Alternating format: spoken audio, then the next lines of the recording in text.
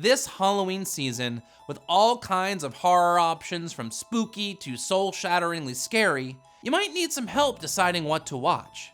Well, we've got you covered with the What to Watch Horror Movie Guide, complete with 100 movies to help you decide what to watch. Here are 5 movies you can find in our What to Watch Horror Movie Hub. You like scary movies? Uh-huh.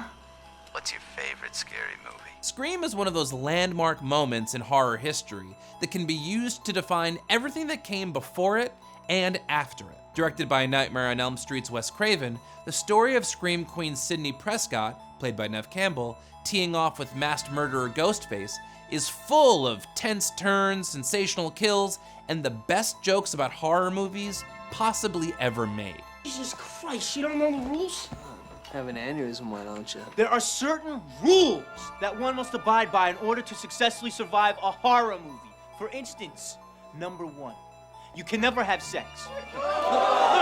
Career performances from Courtney Cox, David Arquette, Rose McGowan, Matthew Lillard, Skeet Ulrich, Jamie Kennedy, and even a nice little cameo from Drew Barrymore offer a solid throwback viewing that doesn't compromise on quality. I'll be right back. When Jordan Peele first described Get Out, his pitch was, so here's a movie that's never going to get made. Well, thank the movie gods it was, because now we have it. Jordan Peele's masterpiece directorial debut puts black male protagonist Chris in his white girlfriend's parents' regressive suburban town, where little is what it seems. From unsettling servants to multitudes of microaggressions. Black is in fashion. I do know Tiger. By the way, I would have voted for Obama for a 3rd term if I could. Chris's interactions turn from awkward to disturbing, and then finally to true violence and horror. A throwback to the Stepford Wives, about submissive women in a rich suburb, Peele wanted to use horror to explore a similar message about the racism that permeates even the most liberal corners of the US. A searing comedy on a wannabe post-racial society that's anything but. Peele said, this movie was meant to reveal there's this monster of racism lurking underneath. And with all those layers, this movie still has moments of laugh-out-loud comedy.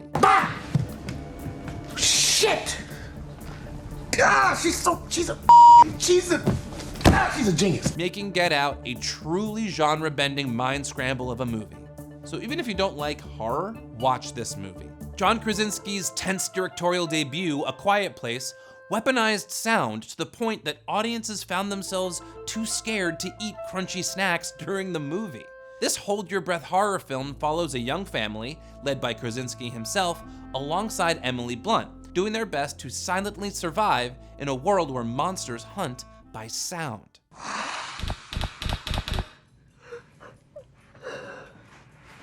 According to Blunt, sound is the enemy of this family.